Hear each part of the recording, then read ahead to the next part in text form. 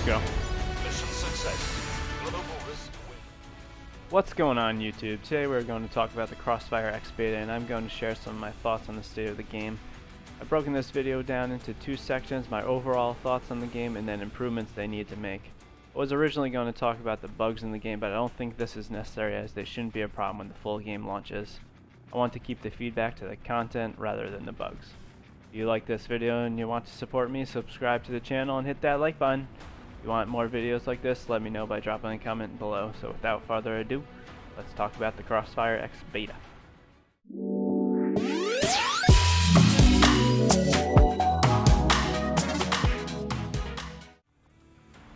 My review and discussion is going to focus mainly on the search and destroy type mode called Team Match. While I played all three modes, I think this is the primary mode that will be played the most. Overall, I think this game has a great basis for something that could be built on for the years to come if they decide to support the game post-launch. I don't see why they wouldn't support it post-launch. Many games like this will release a lot of skins, weapon customization, and so on. The gunplay feels really good, the character movement feels really good, and the graphics look pretty good for a game that's still in beta. I can tell this game will look and run even better when the next gen Xbox launches, and I'm pretty sure we should be getting 120 frame support. In a game like this, it could matter quite a bit. Counter-strike and Valorant are quite popular on PC, and I don't see why the console market couldn't have something similar. Gunplay in the game honestly felt really wonky at first, and I didn't think I was going to like the game or even be able to figure out how to play the game. But after a short time, I was able to adjust and rework my brain to not aim and shoot and run around like I was playing a Call of Duty or Apex Legends game. Once I did figure this out, honestly the gunplay was super refreshing after playing all these sweaty games of Call of Duty, Fortnite, and Apex Legends over the last few years.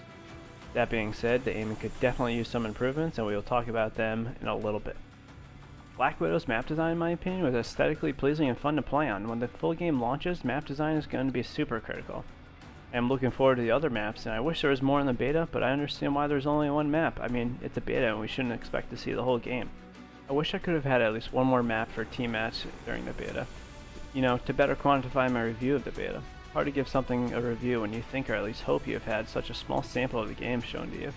However, it does make me worry that since there was only one map in the beta, there could be a lack of overall number of maps in the full game. I don't know how much I could play the game if there was only a couple of maps for me to play on all the time.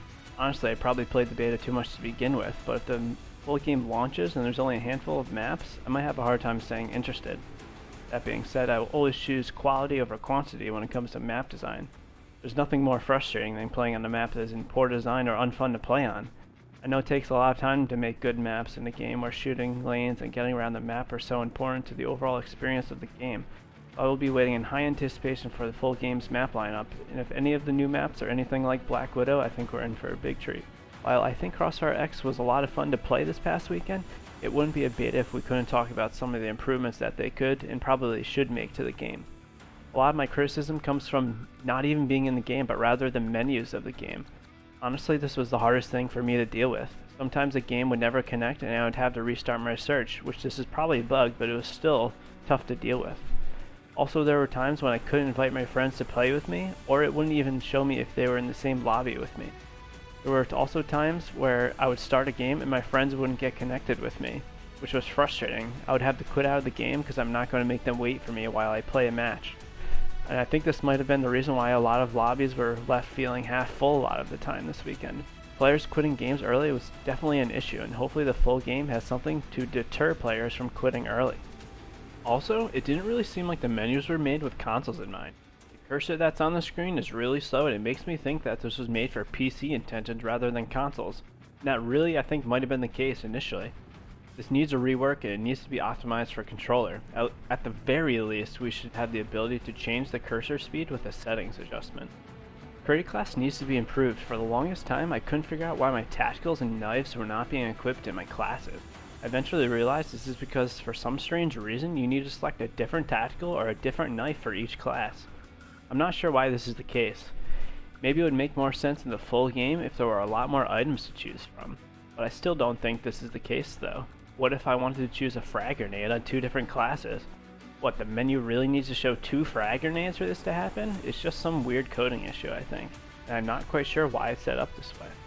We briefly mentioned this earlier, but there needs to be more sensitivity and in-game settings options.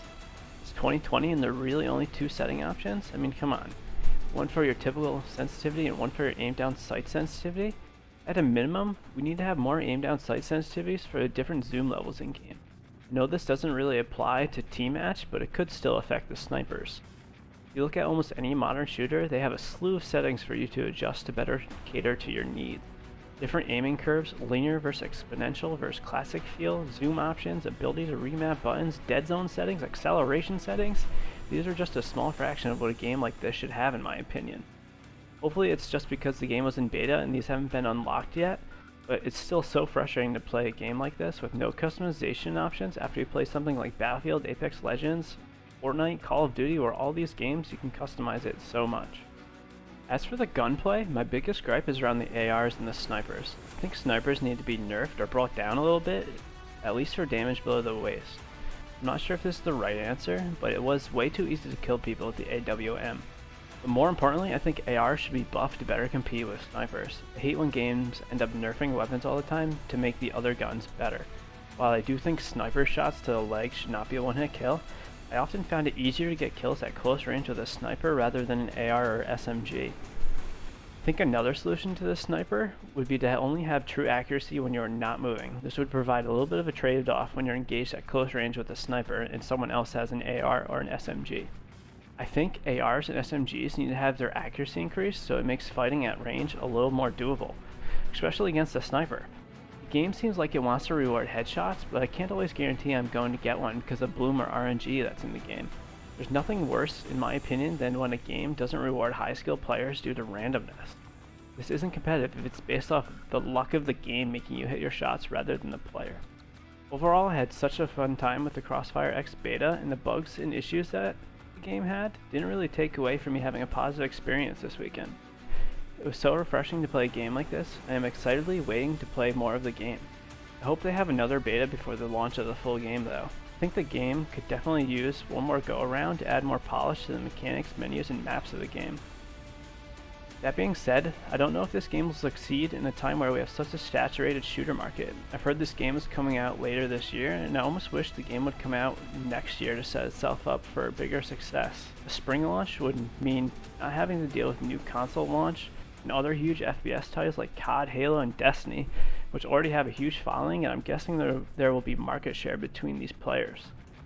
I'm not sure if there will be enough interest from the Xbox community to support a game like this over the long run. However, I'm extremely excited. Not to mention, people could go play games such as Valorant or CSGO if they want their fill on this type of shooter. These games already have a pretty big large player base, which I guess could be a turnoff for some people.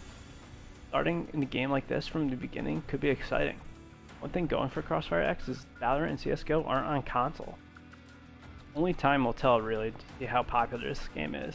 It's tough to say. The Twitch numbers, at least for what I saw, weren't amazing, but it is just a beta, and honestly, Xbox One fanbase, I think, is kind of small for this type of game. But we will see. So there it is, my thoughts on the CrossfireX beta from this past weekend. Let me know what you guys think in the comments below. I'm really interested to see if people share my opinion on the game. I can't wait to play it some more, and I already am missing the game after playing it this weekend. If you liked the video, please hit that thumbs up button. It really does help support me, and subscribe to my channel for more content. Thanks for watching, and I hope to see you back here soon.